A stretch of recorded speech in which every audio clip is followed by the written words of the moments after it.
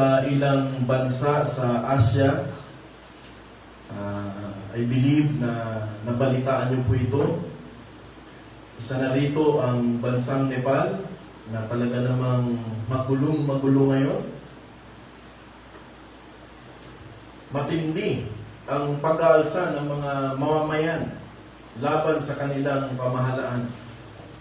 Dahil po ito sa korupsyon at matinding pag-aabuso ng kapangyarihan. Alam niyo po anong ginawa nila? Sinunog nila.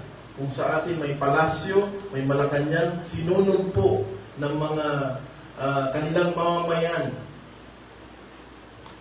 ang palasyo, ang presidential palace ng bansang Nepal. Sinugod po nila.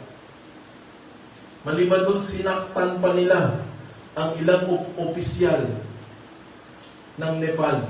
Binugbog, kinaladkad dahil sa matinding galit, sa pang-aabuso ng mga taong nasa kapangyarihan. Ginawa nila ito dahil hindi nila naramdaman na ang mga pinuno nila ay tunay na naglilingkod sa kanila. Sa halip, tila sila ay naghahari-harian. At nakikita natin yan. Ayaw natin maging political na analyst dito. Pero very obvious, very glaring. At ang Diyos ay nag-expose, inilalantad niya ang kasamaan ng mga taong gumagawa ng korupsyon, pagnanakaw sa gobyerno. Ini-expose ng Diyos yan. At malinaw, probidensya ng Diyos ito. Kahit pa man dito sa Pilipinas. Mga naghahari-harian. Kapatid, ganito din ang problema ng mundong ito. Ang mga pinuno ay gustong maging amo, maging hari, at mga tao na nasa baba na maging sunod-sunuran lamang. Hindi pwede magtanong. Dapat keep quiet lang. Pag may sinabi, gawin mo lang. Hindi ka pwede magbigay ng... Hindi ka pwede magreklamo.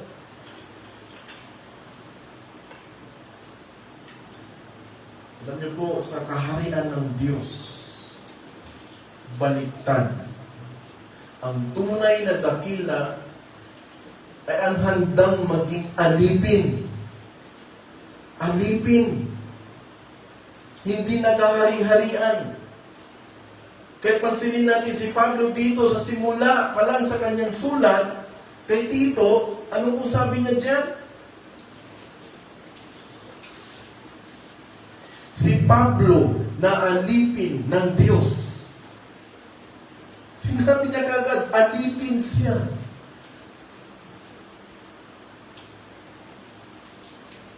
Hindi niya ipinakilala ang sarili niya bilang bantog na guro, bantog na leader, o sabihin na natin bilang Romano citizen, kasi mas angat, yung mga panahon nito, mas angat kapag ikaw ay Roman citizen. Kundi isang simple lamang, simpleng alipin ng Diyos. Ako si Pablo, alipin ng Diyos at apostol ni Jesucristo. Pero sa ngayon, kapag ginamit ang apostol, pastor, reverend, bishop, feeling nila parang there is something sa kanilang posisyon. Pastor ako, sumunod kayo sa akin. Bishop ako, sumunod kayo sa akin. Aba, parang sundalo. General ako. Diba, pag sa sundalo, obey first before you complain. Minsan, yung mga ganitong attitude ay napupunta na rin sa mga iglesia.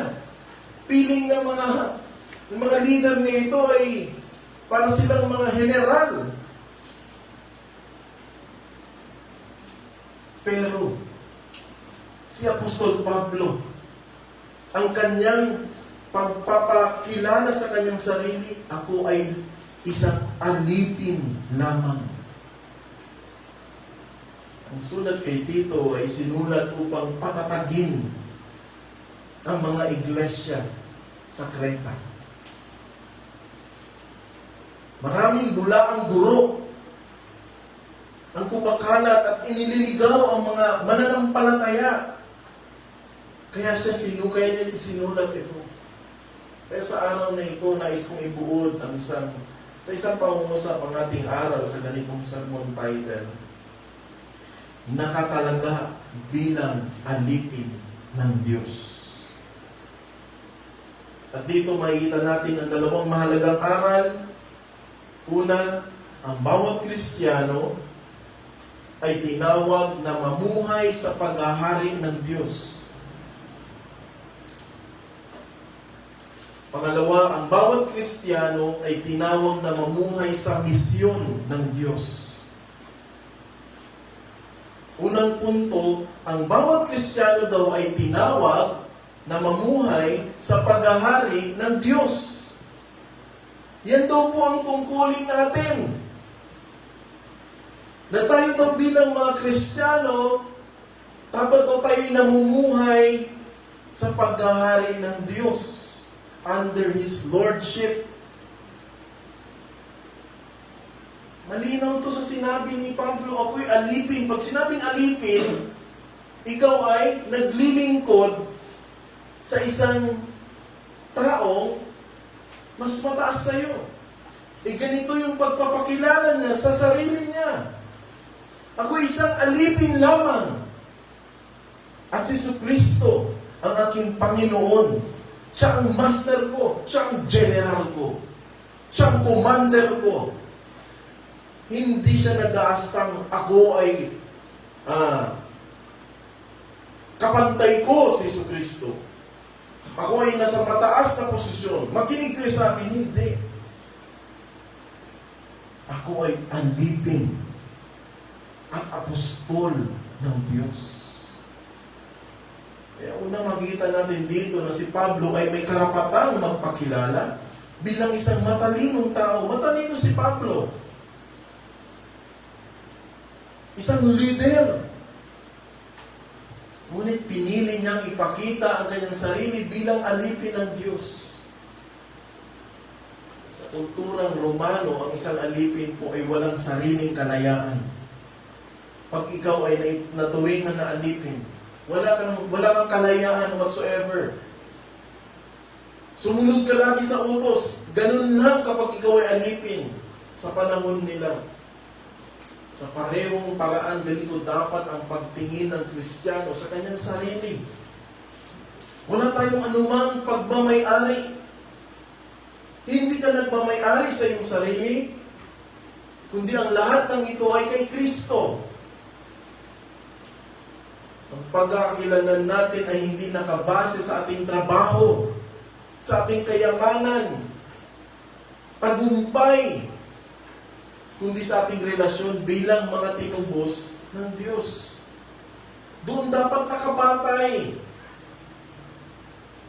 Kaya ngunit mahalagang tandaan na ginawa ito ni Pablo sa harap ng mga taga-Creta sa pamamagitan ng sulat na nahaharap sa tukso ng kayabangan at maling katuruan mula sa mga Judaizer. Kaya mababasa natin dyan sa Titus chapter 1 verses 10 to 14. Sa halip na ipakita ang kanyang sariling galing, ipinakita nito ay malinaw. Ang tunay na pinuno sa iglesia ay hindi ang may pinakamaraming kakayahan, pinakamaraming tagasunod. Siya ay talento, hindi. Siya ay may karisma, hindi. Kundi isang leader, isang alipin ng Diyos na handang magpakumbaba at magpasakop sa Diyos mismo. Maganda yung sinabi ni John Calvin, sabi niya, there is no title of honor. Walang titulo dapat. Walang pagyayabang dapat. There is no title of honor so glorious as that of being the servant of God. For this includes all others in itself. Kaya ang unang aral dito, kung nais natin maging tapat na lingkod, maging tapat na lingkod ni Kristo, dapat daw tayong unang matuto na itakwil ang sariling dangal at yakapin ang dangal ng pagiging alipin ng Diyos. Yan ang unang hakbang pala dapat. Si Pablo ay nagsasabi rin ng kanyang pagka-apostol ay dumadaloy mula sa kanyang pagiging alipin. Ibig sabihin, bago siya isinugo bilang apostol, kinakailangan muna niyang makilala ang kanyang sarili. Bilang alipin. At dito may aral para sa atin. Hindi tayo maaaring maging epektibong saksi ng Diyos kung hindi tayo handang magpasakop. Hindi tayo handang magpasakop muna sa kanyang kapangyarihan. Sapagkat ang bunga ng tunay na ministeryo ay palaging nakaugat sa buhay ng pagpapasakop. Magpasakop daw tayo. Sa orihinal na konteksto, nais ipakita ni Pablo kay Tito at sa iglesia sa Creta, kung saan si Tito na ipinadala ni Apostol Pablo, si Tito dito, Titus, ay isang missionary din na pinadala ni Apostol Pablo. Kaya dyan po sa chapter 1 makikita nyo, nagbilin si Pablo, nagbigay ng instruction. Dahil may mga iglesia dyan sa Creta, sa lugar na yan, na nabulabog dahil sa mga maling turo. At saka yung mga pastor nila doon, yung mga leader, mga preacher nila, questionable ang kanilang mga buhay. Kaya nagbigay ng instruction ng malinaw na lituntunin si Pablo kay Tito dyan sa chapter 1 na yan. Chapter 1 na yan. Ano yung dapat makita sa isang pastol? At sinulat niya dyan, ano-ano.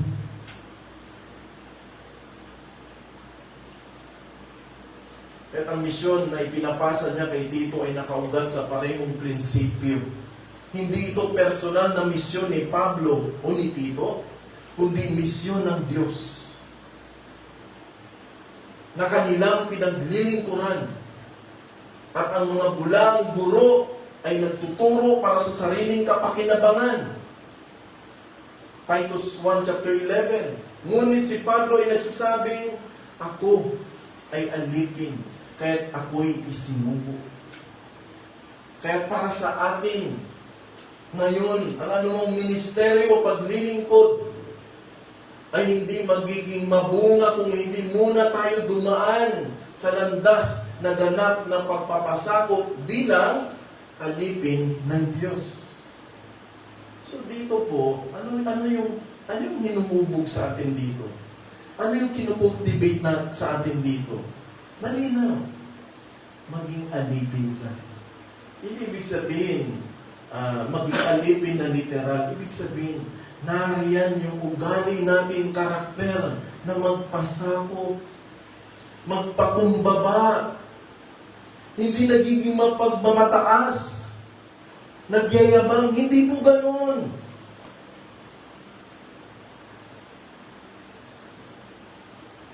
Kaya ang pagiging alipin ng Diyos, na kung saan tinawag si Pablo, ay nangahulugang wala tayong sariling kalooban, kundi ang kalooban ng Diyos ang ating sinusunod. Kaya sabi niya nga sa sulat na din sa Roma 6:22, sabi diyan, ngunit ngayon pinalaya na kayo mula sa kasalanan at kayo'y alipin na ng Diyos. Mga alipin na daw tayo ng Diyos. Hindi na ng kasalanan. Ang tunay na Kristiyano ay alipin ng Diyos, alipin ng katwiran. Hindi na alipin ng kasalanan. Kapag sinasabi natin tayo ay mga Kristiyano na, hindi na dapat tayo namumuhay sa kasalanan.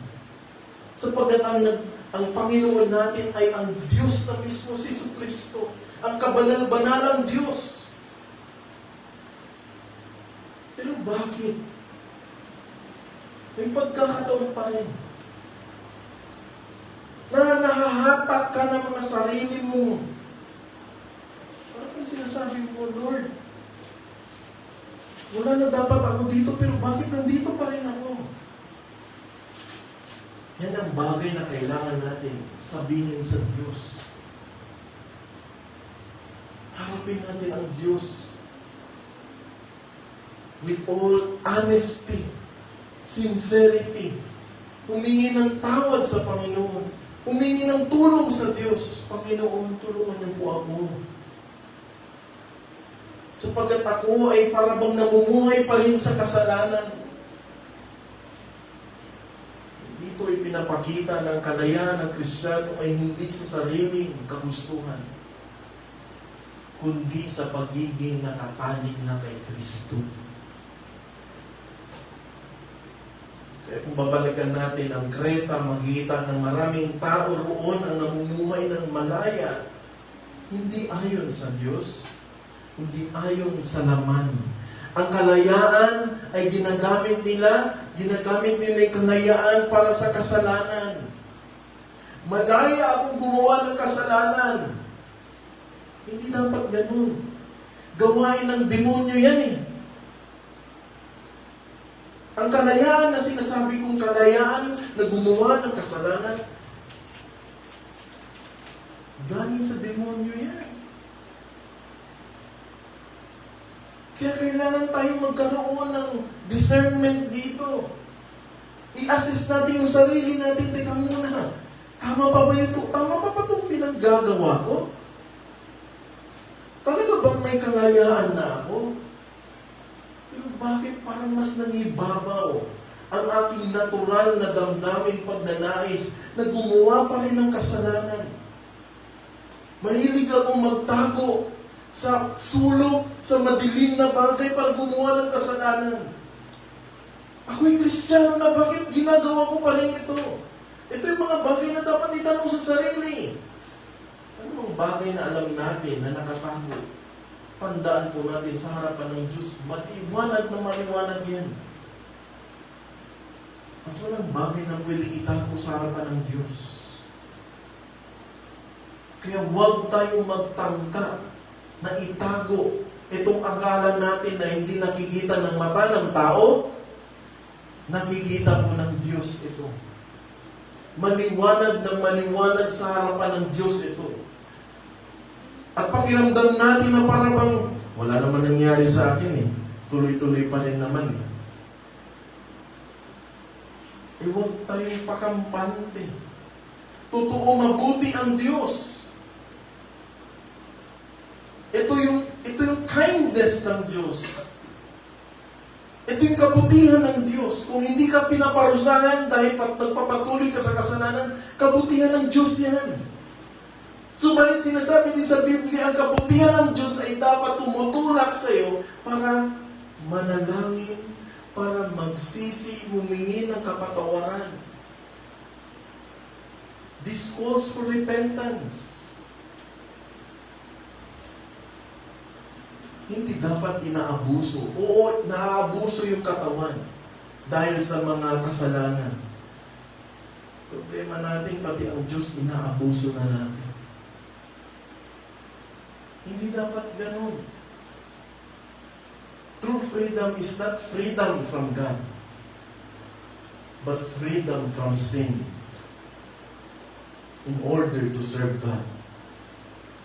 Ang kalayaan ay, oo, may kalayaan tayo galing sa Diyos. Pero hindi limitado doon, kundi ang malinaw na kahulugan ng kalayaan ay kalayaan mula sa kasalanan. Hindi ito parang, okay, born again na ako, Christian na ako. Papakilala natin sa ibang tao, Christian po ako. Napakababaw po. Hindi po ganon. Pag sinabi mong Kristiyano, ikaw ay, ikaw ay representative. Ikaw ay messenger of the gospel.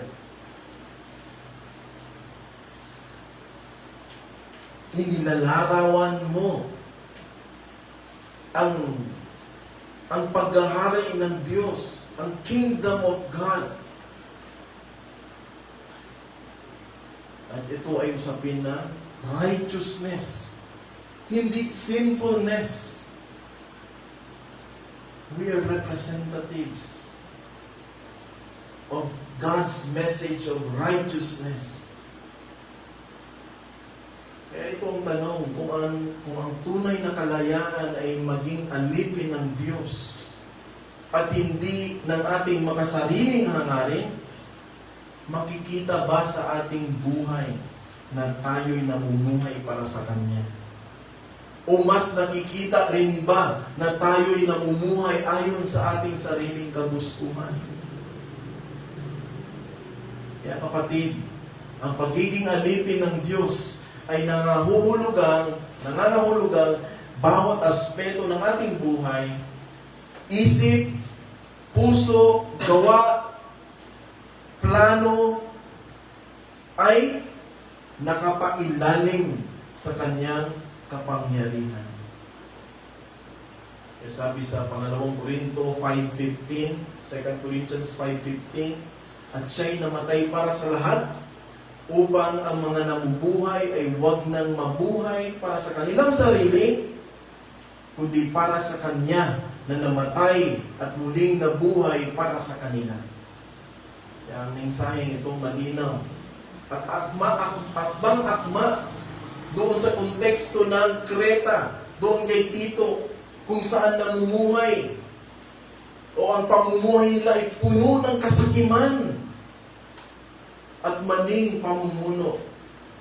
Kaya ang pagkakakilanlan ng isang Kristiyano ay dapat nakikita po yan sa kanyang pamumuhay. Hindi sa bibig lamang.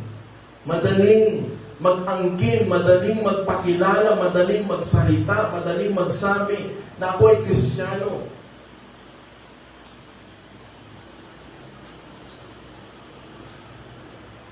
Nakikita sa kanyang pamumuhay, hindi para sa sarili, kundi para kay Kristo. Kaya ang pagiging alipin ng Diyos ay nangangahulugang maglingkod ng may kagalakan. Balansehin din natin. Hindi sa pilitan. Kaya sinabi sa awit 102, sinabi po, maglingkod kayo sa Panginoon na may kagalakan, lumapit kayo sa Kanya na may awit ng pagpupuri. Ang alipin ng Diyos ay hindi nagtatanong ng bakit ako? Sila na lang. Kundi nagsasabi ng Panginoon, narito ako. Ang kahulugan nito ay hindi lamang basta paggawa ng tungkulin, kundi paggawa nito ng may pusong nagaganap. Walang sapilitan. Hindi tayo pinipilit dapat. Dapat may pagkukusa. Dahil nagagalak tayo. So, ibig sabihin, naglilingkod tayo. Hindi dahil tinutulak ka, sinabihan ka, pinipilit ka. Hindi dapat ganun. Kundi ginagawa natin ang mga bagay na ito. Paglilingkod natin sa Diyos, out of your joy in serving the Lord, dahil nagagalak. Ang ating mga puso ay punong-puno ng kagalakan. Makikita mo sa tao kapag sa kanyang paglilingkod, kung ang puso niya ay punong-puno ng kagalakan o napipilitan lamang. Makikita mo yan. Pero ang taong naglilingkod sa Diyos, ang kanyang batayan ay ang galak na mayroon siya sa kanyang puso. Kaya tanong, nagagalak ba kayo? Nagagalak ba tayo sa ating paglilingkod sa Diyos? May kagalakan pa ba? O minsan siguro sinasabi natin, wala na, nawawala na ako ng gana. Ba't ka nawawala ng gana? Dahil hindi na-meet yung expectations natin? Dapat kasi ganito, dapat ganun. Teka muna, anong dapat ganito, dapat ganun? Ayon sa'yo yan? Hindi. Dapat ayon sa Biblia. Kung anong sinabi ng Biblia, yun dapat ang sundin natin. kapag dumarating sa punto na parang nawawalan tayo ng gana sa Diyos, ibig sabihin, nakabatay ito sa sariling preferensya mo, which is kasalanan yan. Sapagkat ang ating pagpunta sa Diyos, paglilingkod sa Diyos, ay hindi nakabatay doon sa feeling mo. Di ba? Feeling ko kasi. Hindi sa feelings ito, kapatid. We serve God not based on our feelings. We serve God based on what the Scripture is saying. What the Scripture commands. So, Scripture-based, hindi feeling-based. Hindi feeling ng tao. Dahil alam naman natin, ang pakiramdam ng tao ay prone yan sa kamalian. Sinasakyan ng dyablo yan.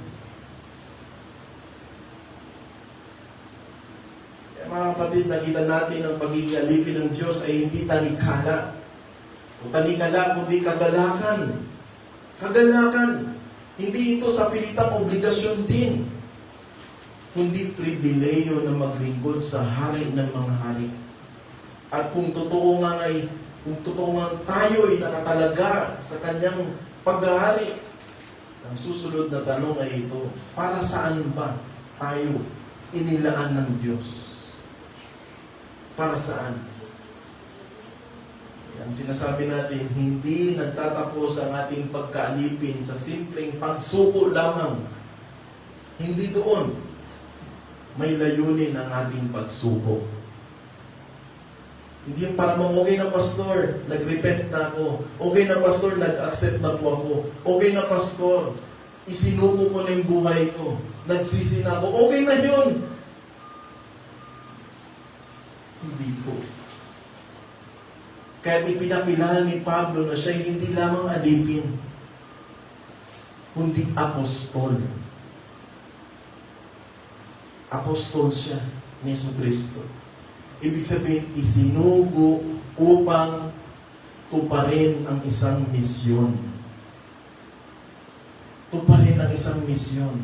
Ibig sabihin, ang bawat Kristiyano, ito yung pangalawang punto, ang bawat Kristiyano ay tinawag na mamuhay sa misyon ng Diyos. May misyon tayo. May mission order tayo, mga kapatid. Hindi na nagtatapos doon sa acceptance mo. Hindi nagtatapos doon sa pagsuko. Hindi nagtatapos doon sa, okay na ako, nakapagsisi na ako, pastor. Okay na po yun. Hindi po okay yun. Sapagkat may karugtong na hinihingi yun. Katulad ni Apostol Pablo. Malinaw ang sinabi niya, hindi lang siya alipin, kundi siya ay apostol. Tinawag siya para sa isang misyon. Kaya ang misyon ng isang alipin ng Diyos ay magpahayag. Magpahayag ng pananampalataya sa mga hinirang ng Diyos. Magpahayag.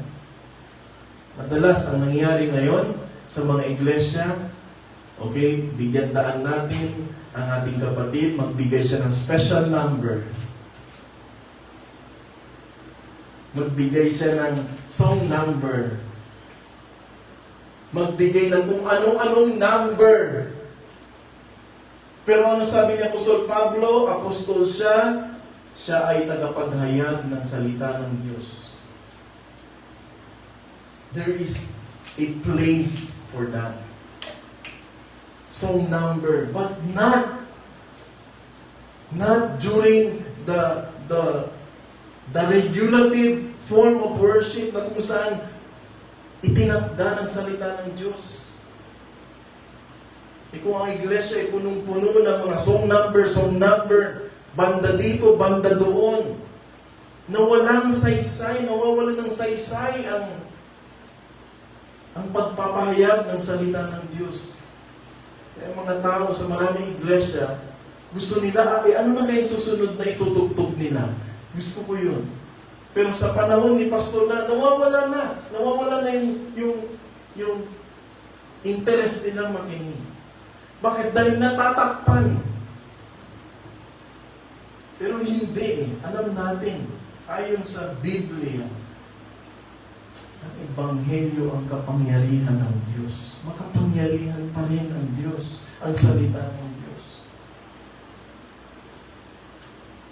Kaya ang unang misyon ng alipin ng Diyos ay magpahayag ng pananampalataya sa mga hinirang ng Diyos. Sabi sa Roma 10:17, kaya't ang pananampalataya ay bunga ng pakikinig, at ang pakikinig ay sa pamamagitan ng salita ni Kristo. Kaya ito ang malinaw na mensahe sa atin. Hindi tayo nag-iimbento ng mensahe dito. Ipinapasa lang natin ang salita ng Diyos. Hindi ito gawa-gawa ng tao. Kaya sa ganitong paraan, malinaw ang sinasabi ni Pablo kay Tito. Ang kanyang pagiging apostol ay nakatuon hindi sa lahat ng tao sa parehong paraan, kundi partikular sa ikapagliligtas ng mga hinirang ng Diyos. Kaya ang ating gawain ay hindi human project. Hindi ito proyekto ng tao lang na inuutos ng tao sa atin. Parang teacher o kay mga estudyante gumawa kayo ng project. Hindi ito merely project lang ng tao. Kundi bahagi ito ng eternal. Bahagi ito ng eternal na plano ng Diyos. Ito ay galing sa Diyos mismo. At ang ating layunin ay maging tapat sa pangangaral dapat. Sabi ni John Murray, napakagaling na Reformed theologian, faith itself is a gift of God and preaching is the ordained means by which the gift is bestowed. So maging tapat sa pangangaral. Hindi maging tapat sa pagiging magandang pag-aawit. Yan ang bagay na hindi natin ginagawa dito. Dito sa iglesia, walang mga song number dito. Walang special number po dito. Wala dito yung pasikatan. Wala. Bakit? Ang pinaka-sentro dito sa iglesia, ang papahayag ng salita ng Diyos lang. Yun ang sentro ng ating pagsamba. The preaching of the Word. Walang seremonya, walang tradisyon, walang anumang mga bagay na hindi iniutos ng Biblia, kundi mga kung ano lang inutos ng salita ng Diyos. Yun yung ginagawa natin. Kaya pagkatandaan po natin ang misyon natin ay hindi lamang maghatid ng mensahe ng pananampalataya, kundi palaguin din ng kaalaman o ang kalaman ng katotohanan. Kaya malinaw, sabi nga sa John 17:17, sinasabi dyan, pakabanalin mo sila sa pamamagitan ng katotohanan, ang salita mo ay katotohanan. Ibig sabihin, ang pananampalataya ay hindi nakahiwalay sa doktrina. Ang kaalaman sa katotohanan ay nagbubunga dapat ng kabanalan. Hindi purely knowledge lang. Magaling ako dyan. Magaling ako. Kahit sabihin mong, alam mo na lahat ng bersikulo sa Biblia, pero hindi ka naman pinababanal dyan sa kaalaman mo, hindi nagiging makatotohanan dahil hindi nakikita nga sa sarili mo. Magaling ka nga, ang dami mong alam, pero nakikita ba sa gawa? Diba? Useless. Purely dito lang. Diba? Mga bagay na pumupunta dito sa ulo, sa isip, at hindi bumababa sa puso, lumalaki yung ulo. Lumalaki ng ulo, maraming alam ng puff up. Ibig sabihin, si Pablo ay hindi lamang tagapag-akay sa kaligtasan, kundi tagapagturo rin ng tamang doktrina. Yun yung pagiging apostol niya. tagapagpahayag ng tamang doktrina ng katotohanan. Hindi puro awit-awit lang. Uy, okay, enjoy lang tayo. Enjoy lang pagkatapos fellowship, okay na. Hindi po. Ayan ang problema sa maraming iglesia. Enjoy lang, happy lang tayo. Hindi po. Dapat nakabatay sa katotohanan yung pag-i-enjoy natin. Ha? Nakatindig sa katotohanan. Pwede naman tayo mag-enjoy, pero sa katotohanan. Kaya mahalagang puntong ito. Bakit mahalaga ito? Dahil ang maling kaalaman ay nagbubunga ng maling pamumuhay. Kaya ang misyon ng iglesia ay ikonekta ang katotohanan at kabanalan. Bakit? Dahil bahagi ng misyon ang itaguyod ang kabanalan. Sabi sa Hebreo 12:14, pagsikapan ninyong mamuhay ng may kapayapaan sa lahat at magpakabanal. Sabi ng iba, hindi naman perpekto yung tao, ba't magiging banal tayo? Hindi perpekto. Hindi natin maabot yung pagiging banal. Mali yun. Ang ibig mong sabihin, gusto mong maging kapantay ng Diyos sa kanyang kabanalan, hindi po yun. Pag sinabing banal, total submission, obedience to the Word of God, delighting in the Word of God, nagagalak ka sa salita ng Diyos at sinusunod mo ang salita ng Diyos, yun ang banal. Pag sinabing magpakabanal ka, ibig sabihin nagagalak ka sa salita ng Diyos. You delight in the Word of God. Hindi ito sinasabing magpakabanal ka bro o sister. Hindi ibig sabihin na maging kapantay mo ang Diyos sa kanyang kabanalan, maging holy ka. Hindi. Ang ibig sabihin ng magpakabanal ka is you take delight. You delight in the Word of God. Reading the Word of God. Nagagalak ka sa pagbabasa ng Biblia. At sumusunod ka, nagpapasakop ka sa sinasabi ng Biblia sa iyo. Yan ang buhay na banal. Nagagalak siya. Nagiging masaya siya sa pagbabasa ng Biblia. Hindi ito para bang, ika muna, ngayong araw dapat hindi ako gagawa ng kasalanan. Hindi. Sapagkat ang isang tao na laging nagbabasa ng Biblia, nagagalak siya sa pagbabasa ng Biblia, at nagpapasakop siya dito, ang tendency nun is lumalayo ka sa tendency, posibilidad na magpakasala. Bakit? Kasi kanina lang nabasa ko ganito, na huwag gumawa ng ganito. Nakakatulong sa atin. Natutulungan tayo na umiwas sa mga kasalanan. Bakit? Dahil ang isip natin napupuno ng gabay ng salita ng Diyos. Hindi ng kung sino-sino mga barakada ng mga tao. O tingnan nyo nangyari. Nabalitaan nyo po ba yun? Yung binaril, pinatay si Charlie Kirk. Isang magaling na Christian na apologist din. Kilala siya sa kanyang paninindigan sa turo ng Biblia. Nagkikipagdebate siya sa mga taong liberal.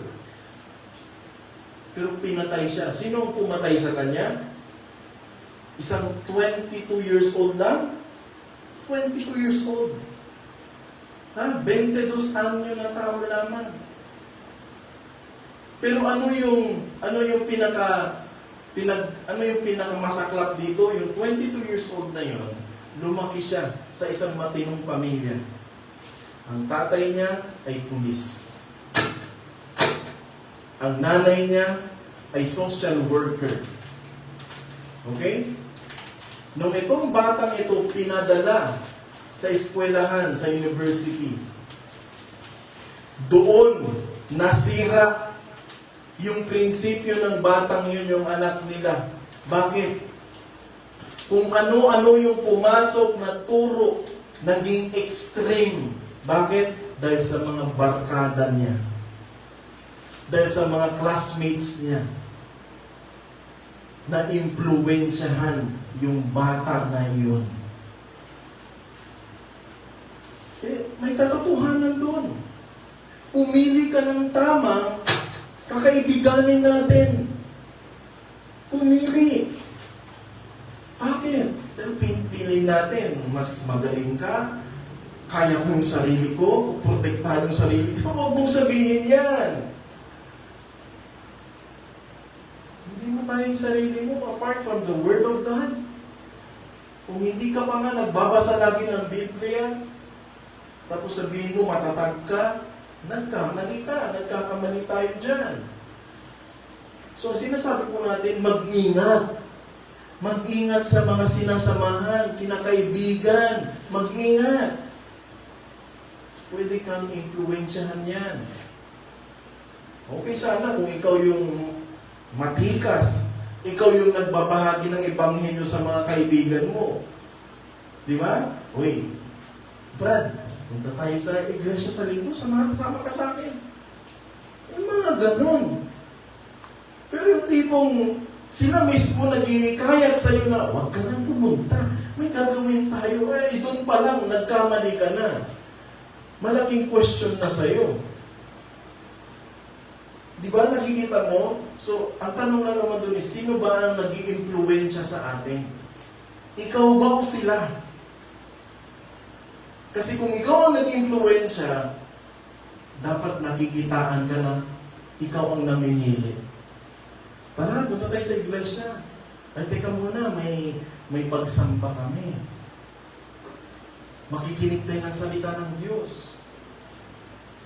Yung tipong ikaw lagi yung nabibira ng mga barkada mo, malaking pagdududa yun. Nababahiran ng pagdududa yung sinasabi natin, Kristiyano ako. Diba?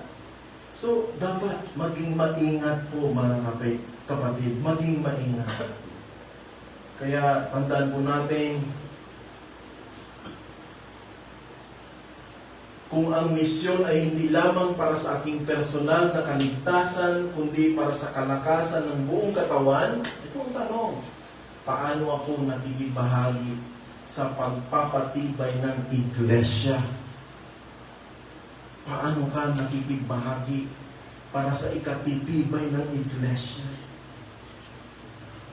Ikaw ba yung tipong tao kapag may problema na, nangiiwan ka na? Ganun ba yung pamilya? Hindi. Diba? Walang iwanan. Kapag may hamon sa iglesia, hindi ka nang iiwan. Kung walang hamon, kung may biyaya, nandoon ka. Pero pag may hamon, lumalayo ka. Ano yun? Diba? Hindi tama yun. Napuput into question ang ating commitment.